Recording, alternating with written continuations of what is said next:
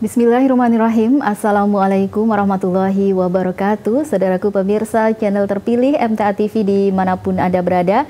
Alhamdulillah siang hari ini kita berjumpa di program klinik kita yang senantiasa hadir setiap hari Sabtu mulai pukul 1 siang.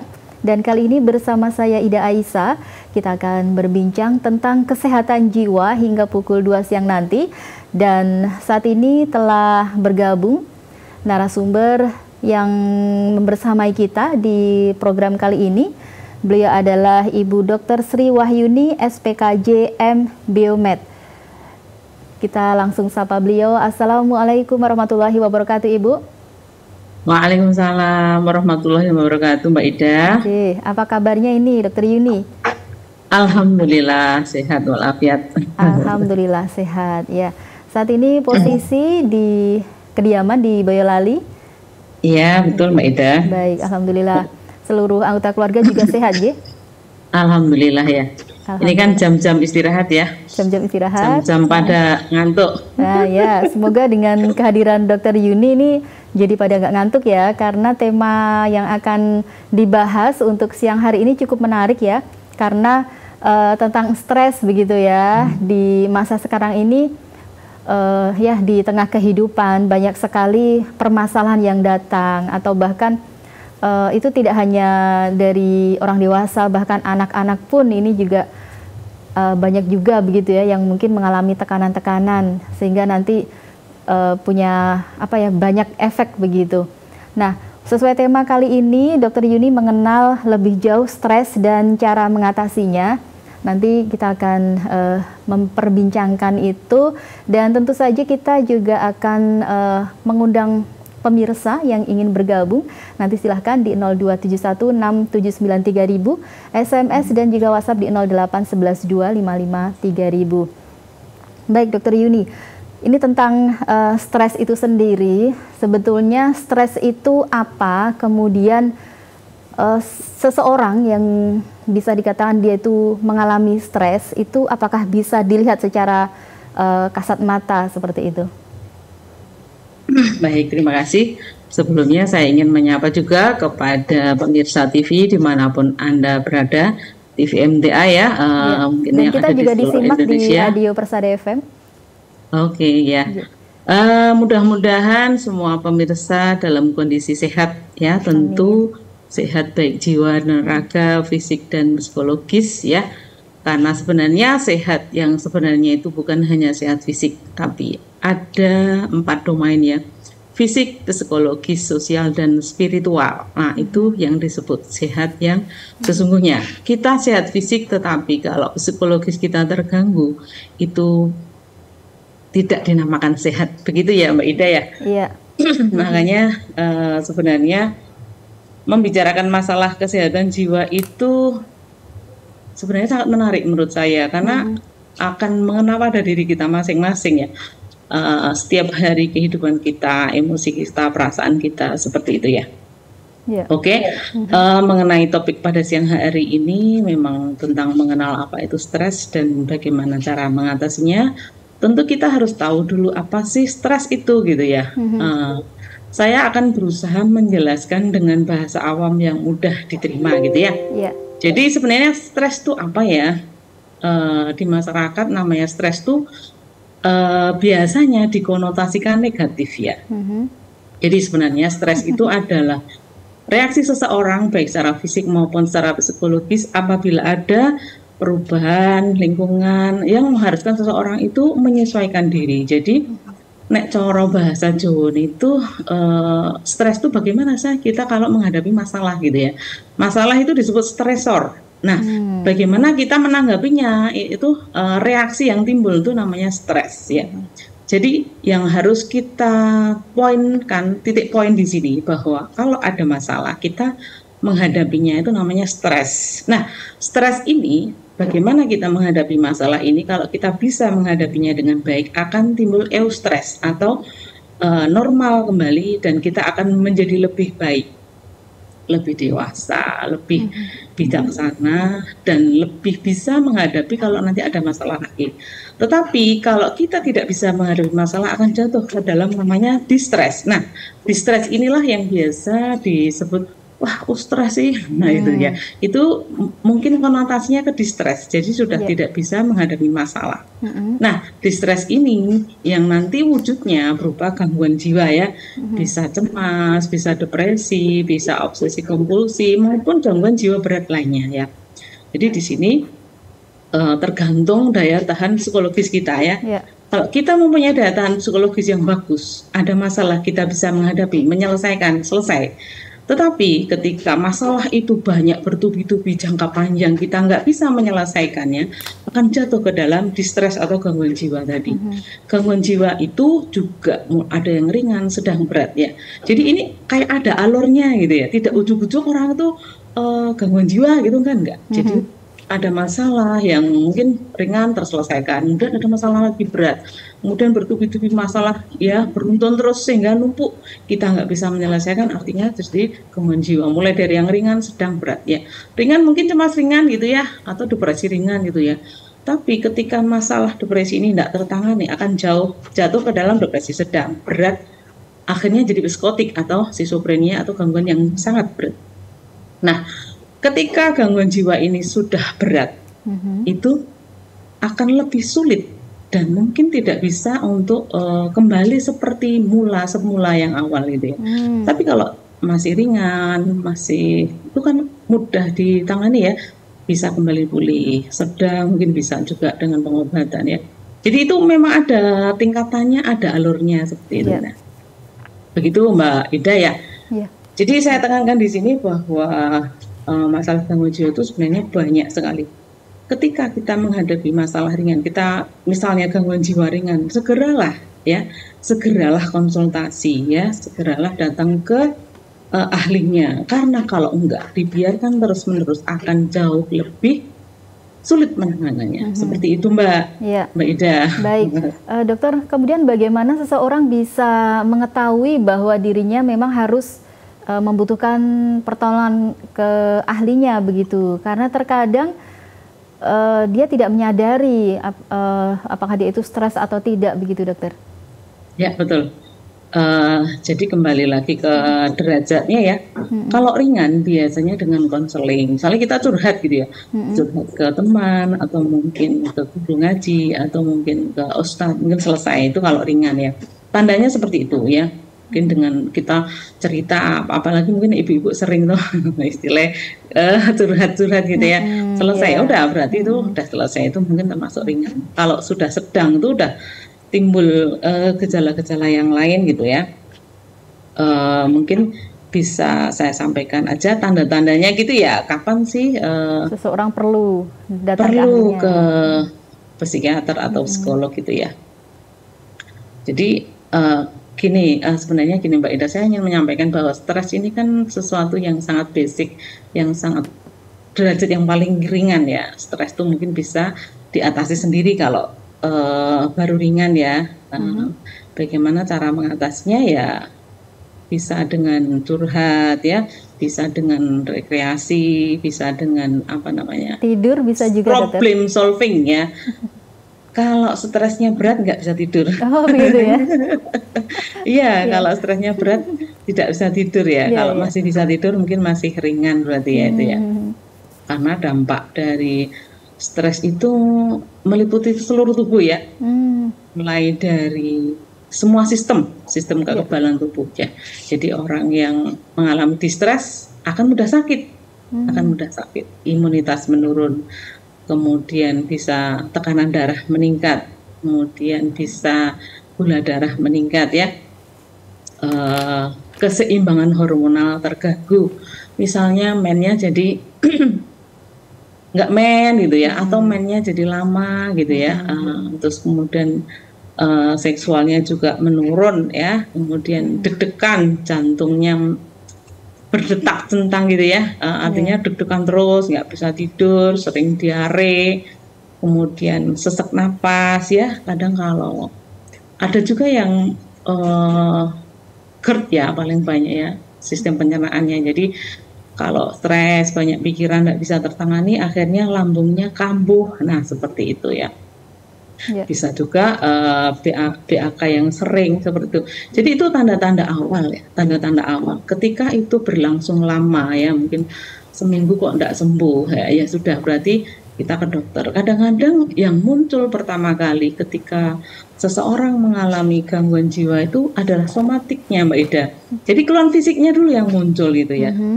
Kadang kita sendiri nggak menyadari, apa aku ada masalah ya, apa aku ini stres ya, nggak menyadari. Ketika kita periksa ke dokter mungkin juga belum tergali karena pasien datang dengan keluhan deg-degan ya, kemudian kita rekam jantung EKG, ternyata kok EKG-nya normal gitu ya. Oh, baru berpikir mungkin ada masalah enggak, baru dirujuk ke psikiater. Atau mungkin ya kalau yang selama ini sering saya temui sih, jadi sakitnya udah lama, mungkin sudah hampir setahun tuh udah dokter shopping ya, ke dokter penyakit dalam ya, karena kan GERD-nya, lambungnya biasanya, lambungnya sakit, dikasih obat pertama sembuh, habis itu kambuh lagi, sering kambuh, kemudian cobalah kita endoskopi gitu ya, di endoskopi ternyata normal gitu, dicek darahnya normal, semuanya normal. Nah padahal itu udah berlangsung sangat lama, kemudian baru kita dirujuk ke psikiater. Saya sering banget dapat istilahnya rujukan dari teman sejawat karena diobati nggak sembuh-sembuh gitu kan. Ternyata setelah kita tangani, kita asesmen, kita wawancara ya, ketemu nih gitu ya, permasalahannya memang ada masalah psikologisnya, mungkin psikosomatik ya, mungkin depresi dengan gejala somatik. Nah seperti itu. Jadi manifestasinya tuh beragam, masing-masing orang berbeda seperti itu. Gitu Mbak Ida ya. Jadi kalau mungkin bisa kita lihat, nek sering loro-loronan, nah gitu, mungkin perlu diperhatikan adakah faktor lain yang belum terungkap gitu ya. Itu GG ada gangguan jiwanya nih yang belum terselesaikan seperti itu. Nah dokter, kalau misal ini yang pernah datang ke dokter Yuni untuk gejala stres pada anak-anak atau remaja ini, contohnya seperti apa dokter? Apakah juga sama seperti tadi atau mungkin kalau untuk anak ini lebih spesifik lagi? Stres pada anak itu memang berbeda ya dengan orang tua. Karena apa? Karena pada anak-anak itu belum bisa mengekspresikan ya, kan belum bisa ngeluh, Bu saya sedih, apa pernah kayak gitu, enggak kan. Jadi anak-anak itu tergantung ya. Kalau anak TK masih mungkin balita, biasanya datang anaknya ini rewel gitu ya, rewel, cengeng, gampang nangis ya, seperti itu. Gimana ya, mungkin Mbak Ida udah punya putra ya, bisa bayangkan kalau namanya rewel seperti apa ya. Jadi kayak kok nggak peneran terus gitu ya. Tuh ya, itu kalau anak-anak balita mungkin gitu rewel ya, rewel sidik-sidik nangis seperti itu, rewel ya. Tapi kalau udah anak SD biasanya kita lihat seperti ini, dia nggak mau sekolah gitu, nggak mau sekolah. Kebanyakan anak-anak SD itu gejala stresnya seperti itu, nggak mau sekolah, mogok sekolah. Atau bisa kita lihat kadang-kadang kalau mau sekolah mesti kok ada-ada aja gitu ya, sambat perutnya sakit, kan sering tuh, apalagi kalau mau ujian. Coba ibu-ibu mungkin perhatikan anaknya itu kalau mau sekolah atau mau ujian kok sambat utangnya sakit gitu. Padahal tadi fine-fine aja gitu loh, semalam tuh nggak apa-apa, waktu mau sekolah ya. Ini banyak sekali terjadi pada anak-anak pondok ini Mbak Ida. Waktu mau balik pondok ya, mau waktu balik pondok kan Senin pagi ya, Jumat Minggu sore sampai Senin pagi ya, itu kan harusnya udah balik nih ya, karena nggak mau balik, itu karena ada masalah, mungkin karena nggak nyaman dan sebagainya, entah sing utangi loro, entah sing diare, entah sing panas ya, macam-macam keluarnya. Nah, itu atau, bisa. Kalau kemarin saya ada pengalaman anak mau masuk pondok karena memang baru pertama kali, ini dari sore, dari malam tuh sehat begitu, tapi pagi hari saat mau sholat subuh tiba-tiba nggak bisa jalan, dokter. Apakah ini juga termasuk gejala stres gitu? Jadi kakinya sakit, nggak bisa gerak, jadi kemana-mana harus digendong sampai nunggu siang baru bisa jalan, dan itu pun berjingkat-jingkat begitu. Apakah ini juga termasuk karena ada kecemasan begitu dokter? Bisa jadi, itu namanya konversi juga. Saya pernah juga ada kasus seperti itu. Sudah siap mau berangkat, tiba-tiba kolik ya, kolik perutnya itu. Jadi sampai di USG, sampai diperiksa macam-macam, ternyata normal ya. Itu ternyata kan kan kadang-kadang orang tua nggak gagas ya, apakah ada masalah psikologisnya, nggak gagas ya, pokoknya dia kesakitan atau mungkin sakit hebat ya, terus kita bawa ke rumah sakit. Tapi setelah kita hasil konsultasinya normal, baru kita berpikir seperti itu. Atau nanti kalau sudah siang ya, kalau udah siang kan waktu baliknya harusnya pagi. Kalau sore nanti kan udah sehat lagi. Jadi kalau psikologi itu cepat gitu loh. Kalau gitu memang ya. dia itu karena misalnya tadi nggak bisa jalan ya, karena mungkin karena stroke kan nggak bakalan dia sore udah bisa jalan lagi. Mesti kan butuh proses kan gitu ya. Seperti itu. Okay. Baik. Ya, jadi memang usia ini juga sangat berbeda tadi ya kalau untuk lihat gejala-gejalanya. Kemudian juga tingkatan stres itu berbeda-beda begitu ya dokter ya. Nah kemudian mungkin Mbak Ida sebentar, mungkin saya tambahkan kalau remaja beda lagi ya. Kalau misalnya udah SMA itu mungkin beda lagi. Kalau ada masalah biasanya mereka itu kan lebih apa ya? Mungkin nggak mau keluar kamar itu biasanya.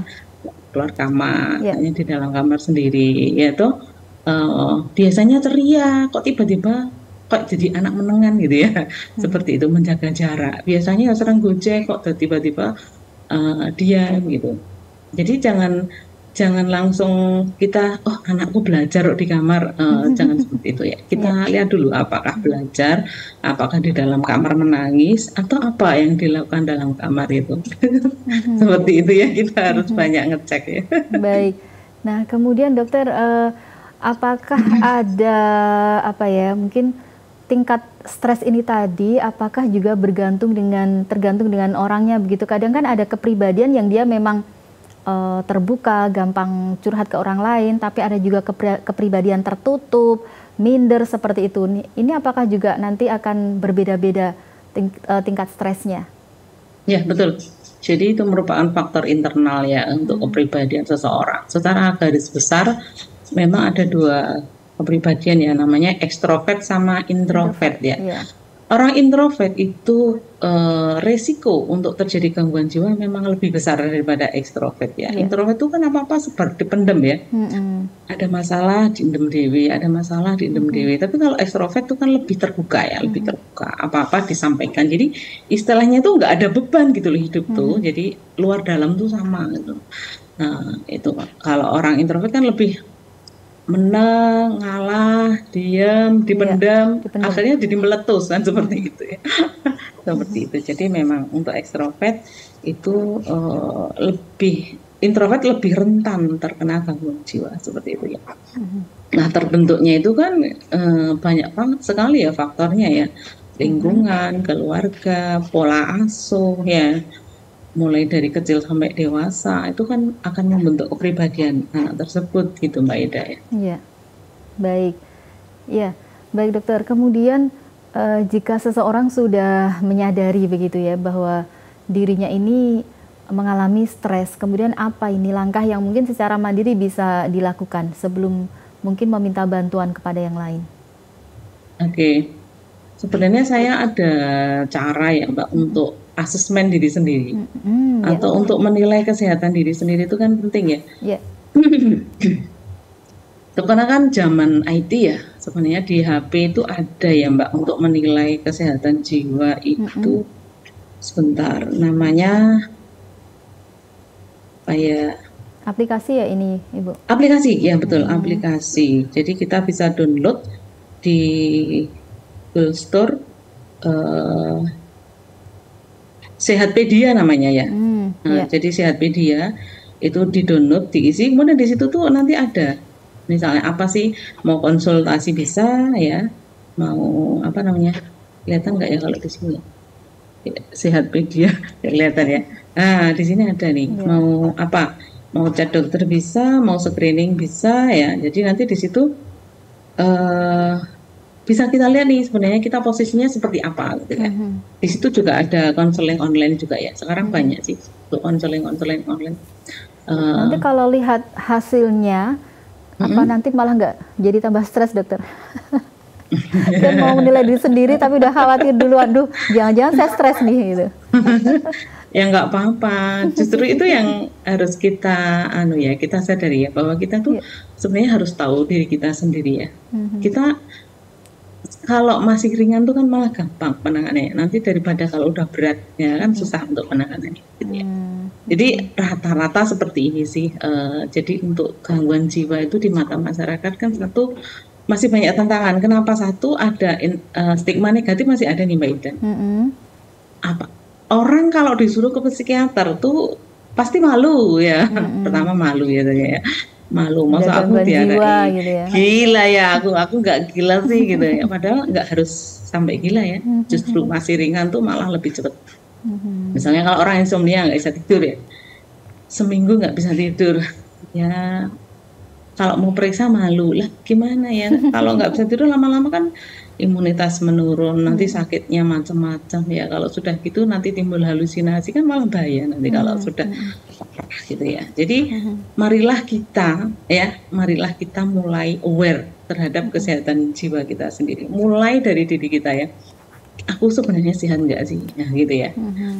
Semua umur bisa, dari orang tua, anak-anak, remaja ya. Itu ada self assessment-nya dulu. Kalau memang aku harus butuh seseorang, butuh bantuan profesional, kenapa enggak gitu ya? Toh itu untuk diri kita sendiri ya. Karena apa? Karena goalnya hidup itu satu sebenarnya, bahagia ya kan Mbak? Bahagia. Kalau orang sakit jiwa enggak bakalan bahagia gitu ya. Ya sebenarnya kan kita itu hidup tujuannya hanya satu ya.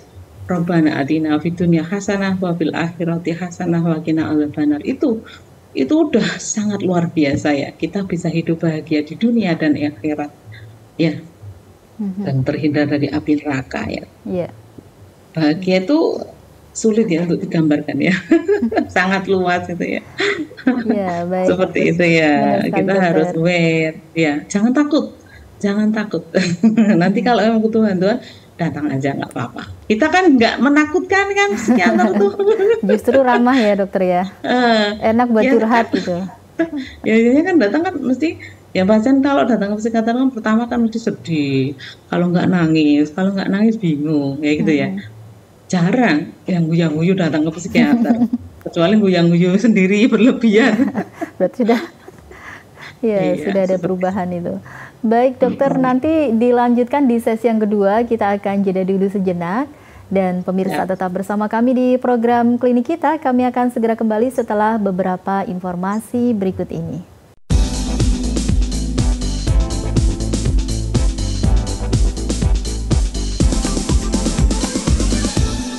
Ya, baik pemirsa, kembali di klinik kita masih berbincang tentang tema mengenal lebih jauh stres dan cara mengatasinya. Tentu saja masih bersama narasumber kita, Ibu Dr. Yuni Sri Wahyuni, spesialis kedokteran jiwa, Magister Biomed. Dan kita buka kesempatan untuk pemirsa yang ingin bertanya, silakan di 02716793000, SMS dan juga WhatsApp di 08112553.000. Ya, Dr. Yuni masih bersama kami ya? Iya Mbak. Ya, baik.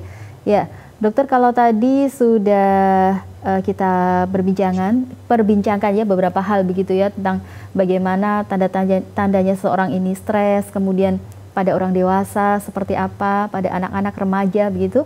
Kemudian sebetulnya cara supaya kita itu tidak mudah terkena stres itu bagaimana caranya dokter? Ya, terima kasih Mbak Ida ya.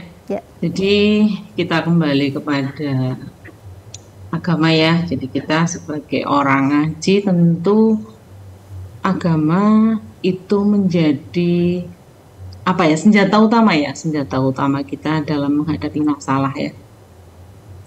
Jadi ketika kita menghadapi masalah kita harus ingat pada Allah ya. Jadi curhatlah kepada Allah, menangislah kepada Allah, berdoalah kepada Allah. Karena apa? Karena Allah lah itu yang akan memberikan jalan keluar atau petunjuk ya. Itu yang pertama ya. Karena dengan mengingat Allah hati kita akan jadi tenang atau tentram ya. Itu langkah pertama yang harus kita lakukan itu ya, pertama. Kemudian yang kedua kita bisa kalau memang belum bisa tertangani, kita bisa datang ke orang yang kita percaya gitu ya, istilahnya Ya. curhat ya, atau minta pendapat, minta solusi ya, bisa ke guru ngaji, bisa ke ustadz. Jangan sampai kita salah memilih orang tempat curhat ya. Hati-hati ya, karena kadang-kadang kalau kita salah memilih tempat curhat akan jadi masalah. Masalah kita akan menjadi lebih berat ya. Hati-hati ya, kita jangan sampai curhat ke medsos. Ya. Bahaya banget itu kalau kita curhat Meskipun ke medsos. sekarang banyak grup-grup yang memang menampung curhat begitu ya dokter. Iya. Jadi seperti kita lihat di dunia medsos ya, ketika ada masalah, apalagi masalah keluarga, kalau sudah ke medsos sudah pasti sulit untuk dikendalikan seperti itu ya. Seperti di TV-TV artis-artis itu kalau ada masalah keluarga keluar udah pasti istilahnya kayak kalau zaman sekarang digoreng gitu ya. Seperti bola api gitu ya. Enggak selesai-selesai ya. Enggak selesai. Walaupun sebenarnya itu di keep ya, dibicarakan dalam satu keluarga mungkin bisa selesai, tapi karena udah terlempar keluar. Nah, itu tadi udah digoreng jadi bola liar yang sulit dikendalikan seperti itu ya. Jadi hati-hati kita. Jangan curhat kepada orang yang salah ya. Yang pertama curhat kita adalah kepada Allah. Kita mau menangis ya semalam ya. Karena apa Mbak Ida? Jadi kita dengan menangis itu ternyata menurunkan stres kita. Ya, jadi hormon stres tuh mulai turun gitu. Jadi bisa rilis ya. Dengan mengeluarkan air mata, dengan kita menangis tuh sudah mengurangi derajat stres. Jadi istilahnya kayak hatinya tuh jadi lega gitu ya. Jadi setelah lega kita bisa berpikir secara lebih baik lagi. Kita yang pertama harus sadar bahwa saya ini sedang ada masalahnya. Sadar bahwa psikologis kita sedang tidak baik-baik aja gitu kan ya. Ketika kita menghadapi masalah kita harus sabar, kelas ya. Mungkin kalau ada masalah, ada musibah yang mungkin kita belum bisa mengatasi, ya sabar dulu ya. Mungkin kita harus berpikir positif. Ya. Tetap orang itu kalau pintar ya harus berpikir positif thinking. Harus berprasangka baik pada Allah. Mungkin ada hikmah di balik semua peristiwa ini gitu kan. Misalnya ada masalah, pasti ada hikmahnya ya. Kita harus pintar-pintar mengambil hikmah dari semua peristiwa. Kalau kita pintar dalam mengambil hikmah dari semua peristiwa, kita kan tidak akan negatif thinking ya. Kita akan selalu positif thinking. Oh, mungkin ini yang terbaik bagi saya gitu kan. Kan dalilnya juga ada ya Mbak, apa yang kita sukai belum tentu baik bagi kita, dan apa yang tidak kita sukai belum tentu tidak baik bagi kita. Kalau itu sudah terhujam dalam hati kita, kan kita tidak akan mudah negatif thinking, tidak akan mudah keluh ya. Oh ya sudah, pelan-pelan nanti mudah-mudahan akan segera tertangani gitu ya. Jadi ingat kepada Allah, ibadah ditingkatkan, berpikir positif. Mungkin bisa dengan relaksasi ya, ibadahnya juga ditingkatkan ya. Di samping itu juga diimbangi dengan kegiatan yang positif ya. Kalau pada tahap awal ini pasti bisa selesai. Tapi kalau dengan cara ini kita udah lakukan semua nih, tapi nggak bisa ya sudah, berarti kita harus datang ke profesional gitu Mbak Ida ya. Baik dokter, ini ada pertanyaan terlebih dahulu dari Ibu Sri di Boyolali. Bu dokter, saya mau tanya, cucu saya bayi sampai sekarang umur 1 tahun masih rewel. Kalau melihat orang selain ibunya takut, menangis menjadi-jadi. Kalau malam tidurnya tidak nyenyak, diajak selain ibu dan utinya ini tidak mau, padahal itu satu rumah. Nah, apakah itu termasuk stres dan perlu dikonsultasikan ke psikiater? Begitu, minta solusinya Bu Dokter, terima kasih. Terima kasih Bu Sri dari Boyolali juga ya. Satu kabupaten ini dengan saya. Jangan tetanggaan ini. Nggak tahu ini. Ya, jadi memang tanda anak-anak terganggu secara psikologis memang rewel ya. Tetapi ini harus dianalisa lebih lanjut ya. Artinya rewelnya kenapa ya? Karena anak kecil atau bayi itu bisanya cuman rewel gitu ya. Mhm. Misalnya basah ngompol, rewel, ya toh. Lapar Ngelak, rewel. minta minum, rewel ya. Lapar, rewel. Atau mungkin suhu ruangannya panas, gerah, rewel itu ya. Bising, rewel itu. Atau pikirannya tidak tenang, rewel. Atau mungkin jangan-jangan ibunya yang tidak tenang. Bisa Iya. jadi. Iya. Karena apa? Karena antara ibu dan bayi itu kan ada hubungan emosional ya. Ketika ibunya tidak tenang, menyusui tidak tenang, itu ngeling ke bayinya gitu ya. Jadi bayinya rewelnya. Gini, berarti harus kita cek juga nih, ibunya rewel nggak ya sebenarnya? Jangan-jangan ibunya rewel juga, artinya banyak masalah atau mungkin cemas atau mungkin ada Dinakali masalah sama dengan ayahnya. keluarga, ya toh, atau mungkin jauh dengan suami. Nah, ini kita perlu eksplor lebih jauh. Gitu. Apa mungkin memang anaknya baru sakit? Nah, seperti itu. Kayak sakit beneran, sakit fisik gitu ya. Jadi perlu kita lihat secara detail kondisi anaknya seperti apa. Tapi bisa jadi dia mengalami kecemasan juga ya. Jadi kalau sebenarnya Mbak Ida untuk gangguan jiwa itu kan sudah terbentuk mulai di dalam kandungan. Di saat di dalam kandungan bagaimana kondisi psikologis ibu ya. Makanya dalam agama itu kan sudah ada tuntunannya ya, ketika seorang suami istri mau berhubungan harus berdoa dulu ya. Dengan begitu akan memberikan ketenangan juga gitu ya. Nah, selama kehamilan, selama 9 bulan hati-hati nggih. Jadi psikologis ibu itu sangat berpengaruh terhadap bayinya. Banyak kasus-kasus yang saya tangani ketika dirunut ke belakang, ternyata saat hamil ibunya ini memang sedang stres, sedang tidak baik-baik saja. Mungkin kalau ibunya cemas, ya berarti anaknya memang nanti lahir gampang cemas gitu ya. Ketika ibunya waktu hamil itu banyak masalah, ya waktu bayinya nanti juga istilahnya kayak ada locus minoris di situ ya. Seperti. Jadi hati-hati ibu-ibu yang sedang hamil, mau hamil tuh harus dipelihara betul. Jadi memang benar ya, anak lahir tuh seperti kertas putih. Saat hamil itu kita udah mulai mengukir ya, anakku tuh mau tak jadikan apa gitu. Misalnya pengen anaknya itu jadi hafid Quran gitu ya. Selama 9 bulan kita setiap hari ngaji ya, walaupun si anak itu tidak tahu, tapi sudah ada nih sinyal-sinyalnya itu udah masuk ke dalam otak bayi. Coba nanti dibuktikan ya, selama 9 bulan dalam kandungan ibunya menghafalkan Al-Quran, nanti anaknya pasti juga bisa menjadi hafal Quran seperti lebih itu. mudah begitu ya? Iya, sudah ada linknya gitu ya. Jadi apa kita pengen jadi anak kita seperti apa ya, tercermin dari diri kita ya, seperti itu Mbak Ida. Jadi perlu dieksplor lebih jauh ya, kita lihat nanti gimana ya.